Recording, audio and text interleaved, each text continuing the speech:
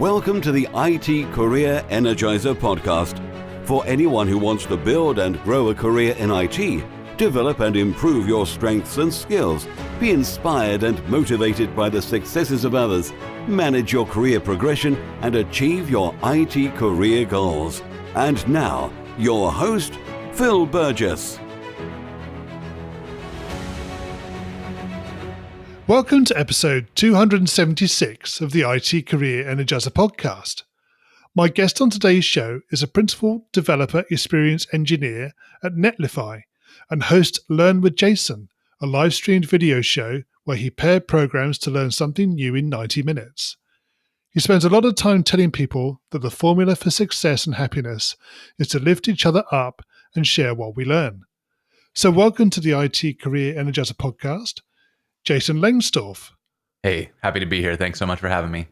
Jason, obviously that was very much a very brief introduction to who you are and what you do. Could you perhaps tell us a little bit more about what you're currently doing in your current role?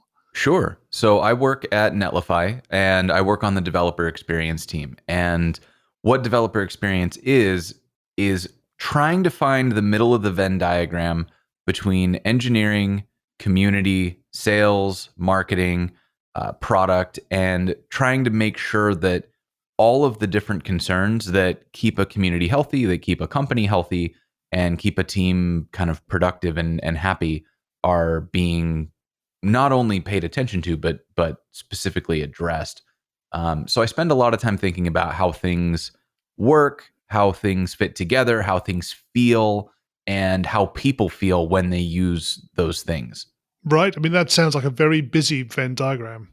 It's good for someone like me. I've always been someone who is I have a hard time staying in one groove for a long time. I like to vary the things that I work on. So sometimes I really want to work on writing marketing copy. Sometimes that sounds like the best thing in the world. Other times that sounds like the worst thing in the world, and all I want to do is write some code, or maybe I want to design something, or maybe I want to talk to people, or maybe I want to hide in my office and not speak to anybody for a week.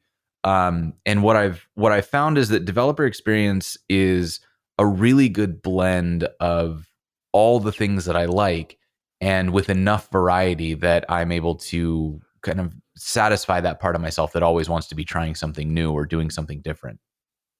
Right. So you pretty much have the freedom to do something. Obviously, when you get to a point where you think I've had enough doing that, I could just move on to something else. Yeah, the role has its OKRs and the things that we're responsible for, but I get to arrange my days in such a way that there's a lot of variety, which is really nice. Yeah. Okay. Is there a risk that you may not finish things that you start? Typically, no, because we have the authority. Our my manager Sarah Drasner is very good at giving the team the authority to push back. So we're able to kind of set our own boundaries for what's reasonable for us to complete. And so we tend to have a lot of conversations scoping down, making sure that the thing we take on is a thing that we're going to finish, and making sure that we don't accidentally overpromise something and end up with one of those projects that drags on forever. Indeed, exactly. Yeah, good. Okay. So, Jason, can you share with us a career tip, one that the audience may not be aware of and perhaps should be?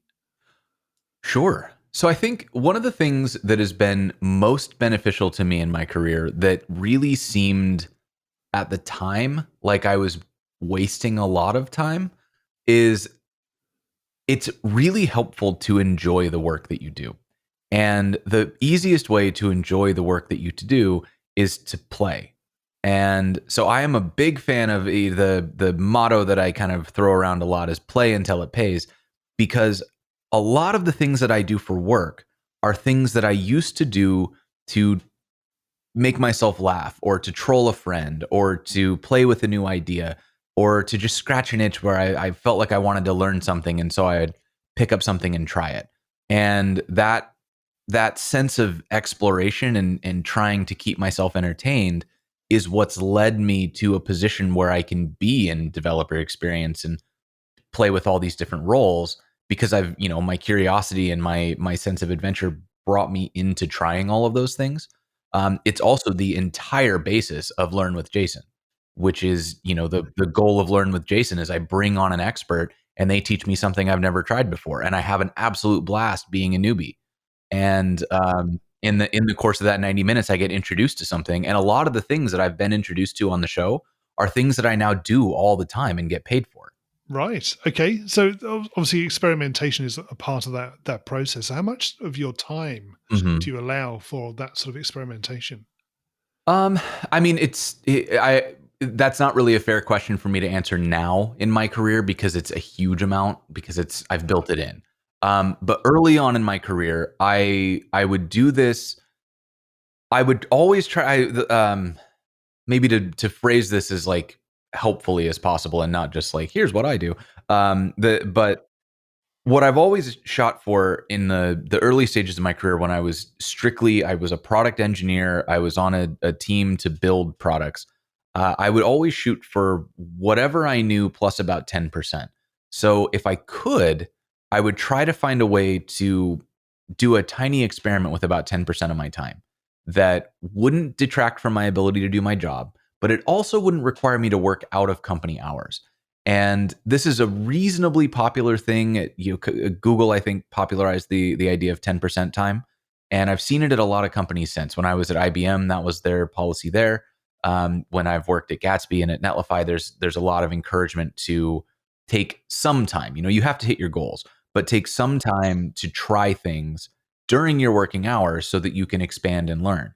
And it's really, really easy to talk yourself out of doing that, to say, I don't have time. We're too busy. There's too many things on the roadmap. But what I've found is when I take that time, if I take, half a day on Fridays to play with an idea, and, half a day on Fridays, that's 10%. 4 hours is 10% of 40 hours.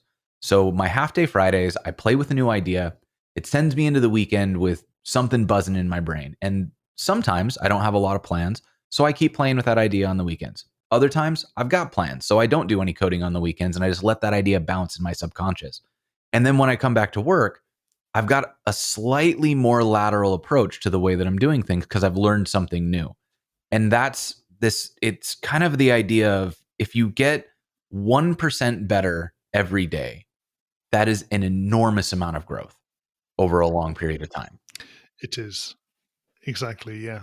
So it's interesting to hear what you said about working potentially on the weekend to do those sorts of things as well, because obviously every company has a different culture, and some are less open to that sort of personal experimentation and improvement. So taking the time out to do it yourself is an important part of that.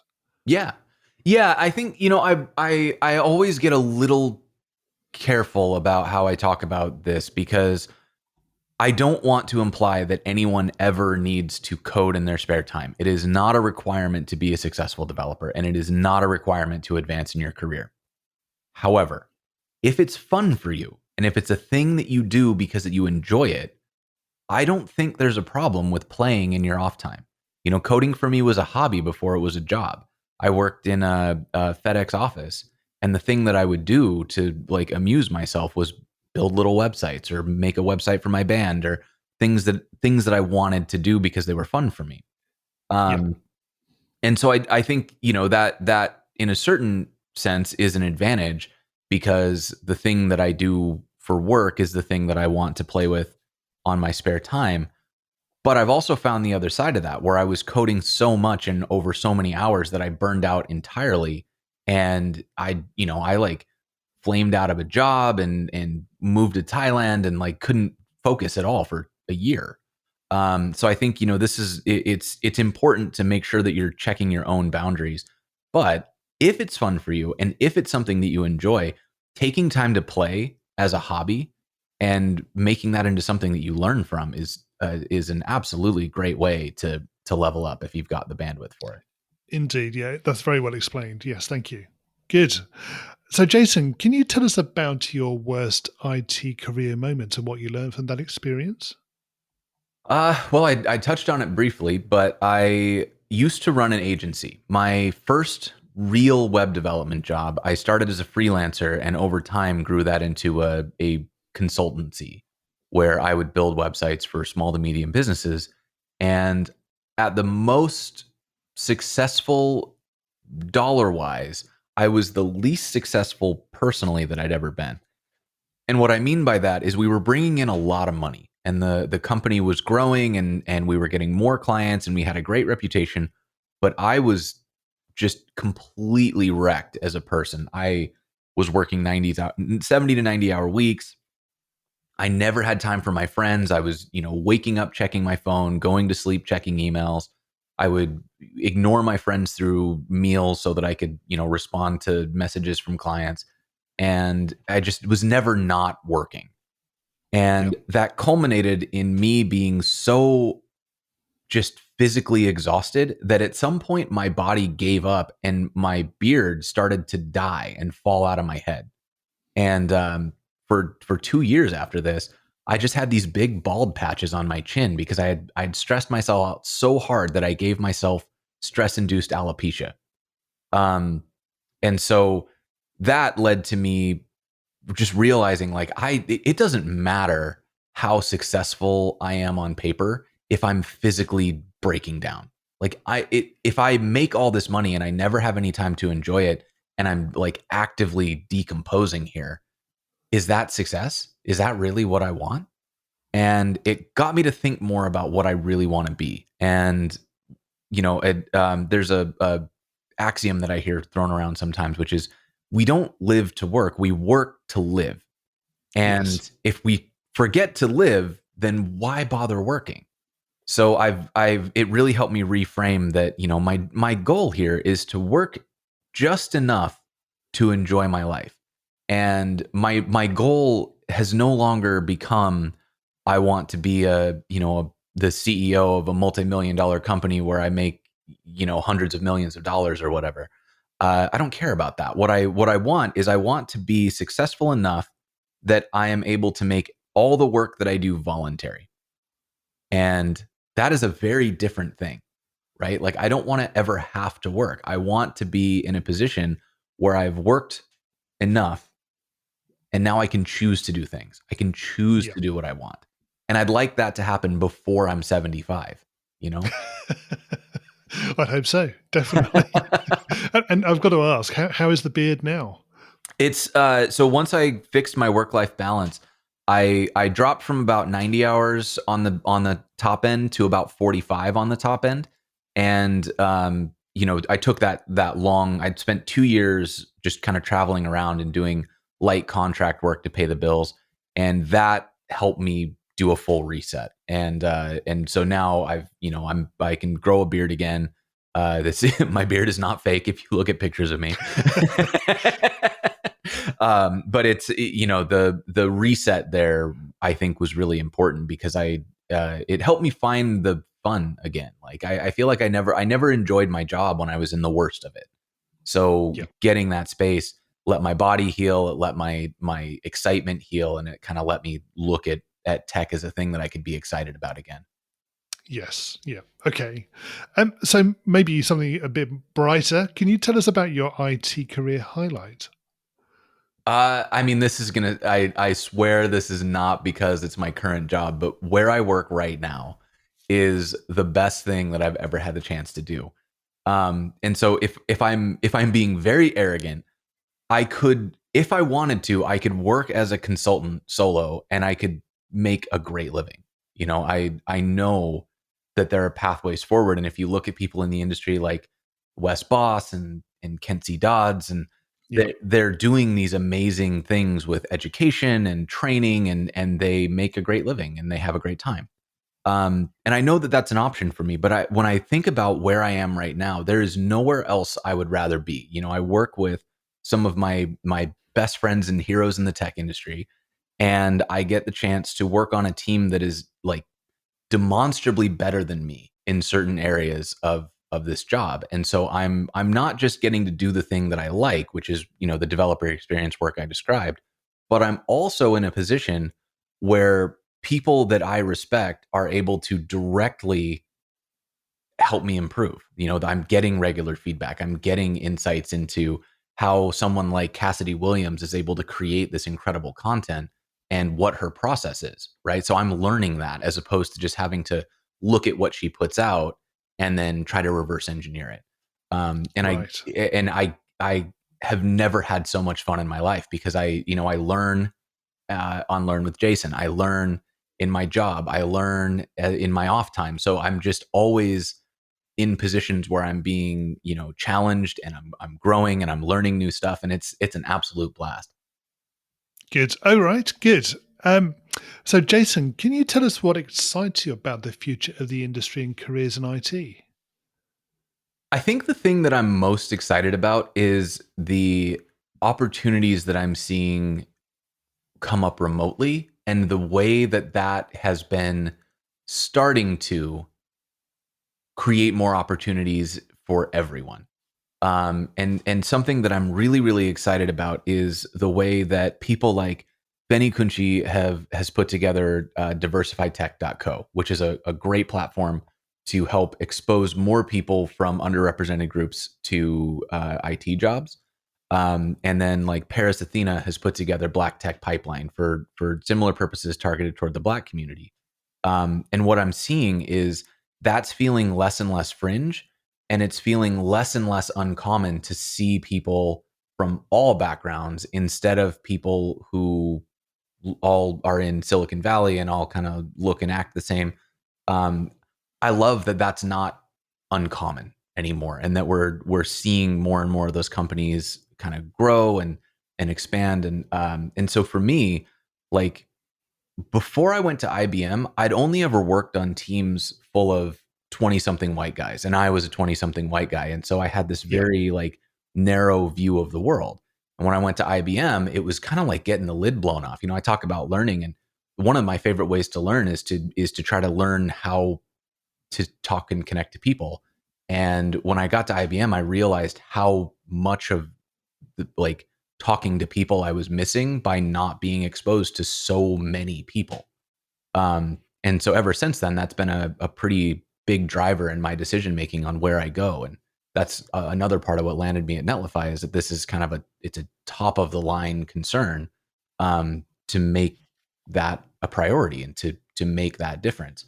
And so having that feel less like something that is a passion project for a particularly politically active employee, and instead seeing that become something that is a core value for companies, I think is really exciting. And I'm really looking forward to how that's going to impact not just the way companies look, but what they create. Like, what does a product look like when it's actually created with an entire representation of the community, as opposed to, a young white guy making guesses as to what other parts of the community would want with AI or with different products. Like, I think that's going to be just absolutely fascinating to see how ethics mature, how our actual the way we embrace accessibility and inclusion, when we do that in the company level, what that does for the rest of society. It makes me feel pretty hopeful. Yeah. Okay. I mean, obviously, 2020 has been a year of change, and has been quite traumatic for a number of reasons. So, Yeah. do you see that as quite a driver for change as well? Do you think it's going to make a difference, almost like a step change or change of gear in terms of making these things happen? What I hope sincerely is that 2020 is the like the thrash that comes as an old way of thinking is on its way out. Yeah. And I really hope that what we're seeing is, as we're moving into a new way of approaching things, people who oppose that are loudly losing, is what I'm hoping. Because what I would love to see is that this is not just a painful year that leads to more of the same, but that this is the catalyst, that it was not fun, but it was something that let us move forward, and that made enough of us aware of the problems. Because I also think, like, I still don't, and probably never will, understand the level of just exclusion and suffering and just like day-to-day nonsense that people who don't look like me put up with. 2020 has helped put that more into the spotlight. We see more of what is actually happening to people who don't look like us. And so it's made me feel much less like there's going to be a when this is all over. And I think that, we've looked at the pandemic, we've looked at the protests in the United States, the protests going on in Nigeria right now, and Yep. I don't think when those end that we get to go, good, this is all done, right? This was the thing that made us aware so that we can continue pushing. And I think that before, if you would have asked me in 2014, I would have assumed that when the protests were over, that the problem was solved. And I've, what 2020 has helped me realize is that that's not true. And so I'm hoping that that's kind of what we carry away from it. Yeah, I hope you're right. Okay, we're going to go into the reveal round now. We're going to find out a little bit more about you and the way you think. You ready for this? Sure. So what first attracted you to a career in IT? Being a broke musician, I could not afford to hire someone to help, and I was in a touring band, and so I hopped on W3 schools and took my best crack at it. Right. What is the best career advice you've ever received? Draw the box smaller. This was something I heard from a vice president at IBM when I was attempting to get adoption of a new product that I was working on, and teams were pulling away from it. They were saying, "No, we don't want to do that. It's, we don't have time for that." And he pointed out that in the diagram, I was making it look like what I was asking them to do was as big or bigger than what they were already doing. And so he suggested just shrinking the problem. What I'm actually trying to do is take a bunch of work away. So show that, make it look and feel as small as possible so that it doesn't feel like a big undertaking. And that was a big switch from what I was used to, which was trying to sell excitement and change. And I'm like, wow. So, that was a really big, I think, turning point in my maturation at thinking organizationally, as opposed to just thinking like one-to-one, hey, developers get each other stoked about new tools. Yep, that's an interesting one. I've not heard that. So thank you. And what is the worst career advice you've ever received? I mean, I think all of the ones that we hear kind of repeated over and over again, the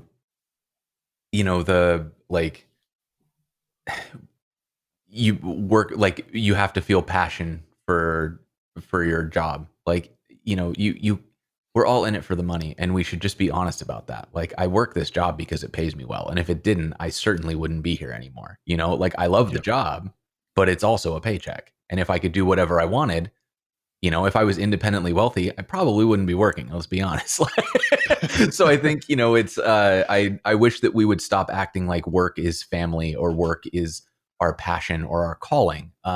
If we work for someone else, if we work for a company, it's a job. And if we're honest about that, then we can have honest conversations about how it can be a job that we like and a job that we care about. But if we try to treat it like a family, that feels really disingenuous. And I've never liked that, because it feels, like talking about family is a way of twisting people's arms.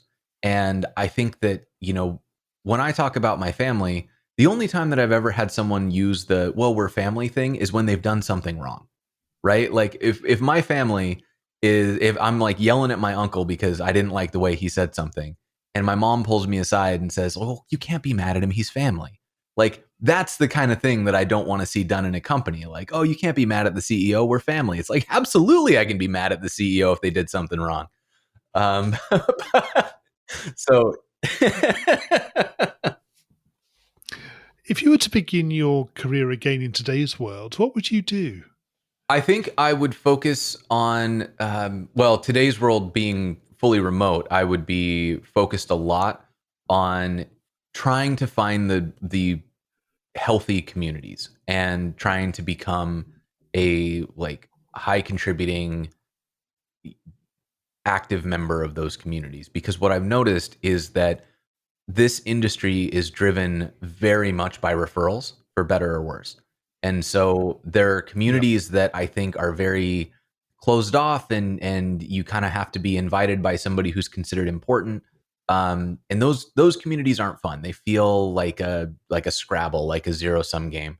But then there are communities that are really warm and welcoming, and everybody's kind of a win for one is a win for all. And I really, really like that feel. And so, for example, I hang out in the Party Corgi Discord, which, if you're interested, is at partycorgi.com. And it's just a collection of people who are all at all stages of their career. Some of them are educators, some of them are product engineers, some of them don't work in tech at all. And we just take care of each other. And what I've noticed is that forum has been a constant source of referrals and people getting contracts, or people getting recommended for jobs, or people getting resume help. And that sort of thing is so valuable, especially in a world where if you're sending in a resume that comes with a warm intro is immediately going to the top of the stack. And so I think, if I was getting back into the industry knowing what I know now, that would be my first thing, would be how do I develop the relationships that will get me the warm intros, that will get someone to think like this person deserves a chance. Yes. Yeah, that's good advice. And what career objectives are you currently focusing on? I'm currently focusing on how to operate well on a team. I have always more or less been independent. When I started my career, I was completely independent. When my agency grew, I always kind of acted as the kind of lead from the front type of person. And I think I was a bad leader because of that, because I would close my employees out and I would end up, this is why I worked so much. I was trying to do it all myself. Yep. And then when I went back into consulting, again, I was a solo person. And so IBM was the start of me learning how to work on a team. And I think I learned some things. When I went to Gatsby, I feel like I learned some things. I learned some stuff I wanted to do, some stuff I definitely didn't want to do. And now that I'm at Netlify, that's been my major goal, is like, how can I not just be in a vacuum good at my job? Because I think, I've reached the stage in my career where once you hit senior developer, I think, senior is the last part where you advance by getting better at your own work. And every step beyond that, and moving from, senior to principal or staff or distinguished, or whatever the role is on your company's ladder, those are all about how effective you make the people around you. And that's something that Sarah Drasner taught me, and something that I've kind of think about a lot, is that there's nowhere else. Like, I will always be able to get slightly better at tech, but I've passed the point of diminishing returns here. If I get better at coding, that will be marginally useful to me. Like, I'll be able to solve my own problems faster. If I get better at making the people around me more effective, if I get better at making people feel empowered and smart and capable, that will impact my career in a huge way, because that's going to teach me, like, if I do want to start a company, how do I have a company that doesn't crash and burn, that has people that respect each other and build great things and work well together? And I think that comes from the leadership example. And so that has been a huge focus for me, and something that I think is really important. Yes, that's interesting to hear. And I think you're right in mentioning leadership as well in particular. That's a skill that will develop over time, definitely. Mm-hmm. And what's the number one non-technical skill that has helped you in your career so far? As odd as it may sound, being the lead singer of a band. I spent a lot of time. Well, okay, maybe not just being the lead singer, but being in a band. Because as the lead singer, I had to learn to get up on stage in front of a bunch of people who couldn't care less about me. I had to be okay looking like a goofball, because we were a rock band. I was wearing makeup and the tight pants and the black hair, and then I had to learn how to negotiate. I had to book our shows. I had to argue with the venue owners about whether or not we got gas money. I had to coordinate with other bands. I had to get posters designed and printed and shipped to, teenagers in Phoenix, Arizona. And then I had to stay on top of them to make sure they hung those posters up so that anybody would show up to the concert. And that type of that skill set, whether or not I was good at it, I feel like prepared me for a more broad, adaptable approach to work, where things are always going to be changing. Things are always going to be on fire, especially in startup land. And through that experience of trying to keep the wheels on this band, I learned how to adapt and roll with the punches and think on my feet. And that has been extraordinarily valuable as I've kind of grown in my career. Right. Yeah, that's good to hear. Definitely. And although you may have answered this earlier, but what do you do to keep your own career energized? I just play like as much as I can. I like to Yeah. find people that are fun to be around.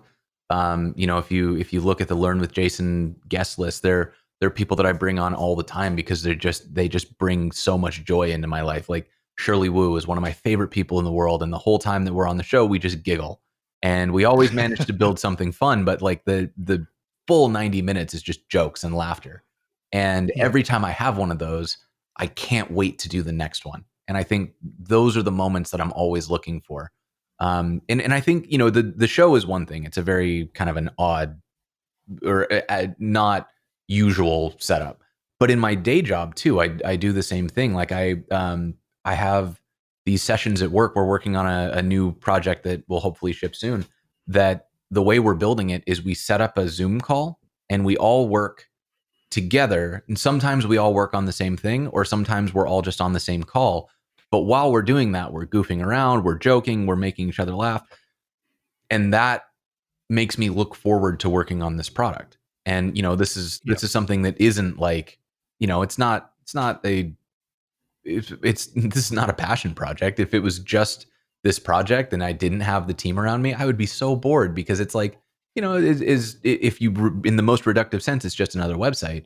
But because of the way that we're building this, and because we've set it up to be collaborative, and we get time to, be goofballs with each other while also doing the job, it's fun, and I look forward to it. And so I think setting up those kinds of, especially now that we're all remote, setting up those opportunities to be a team and not just be people who work on the same projects. I think that's so important, and it gives me so much more energy for working. And what do you do in your spare time away from technology? I do a lot of things. I recently have been really into cooking. So I've been trying to learn a lot of different ways to make good food. My most recent thing has been perfecting the smash burger. So the smash burger is, if you've ever been to a Shake Shack, that's the style of burger they do. And I've been trying to figure out how to make one of those at home. That's exactly what I want. Yep. And so that's leading me toward my eventual retirement, when I've made enough money that I can afford to lose it by opening a restaurant. That's what I want to do, is open up a little burger food truck. Yep. Sounds like good fun. Jason, can you share a parting piece of career advice with the IT Career Energizer audience?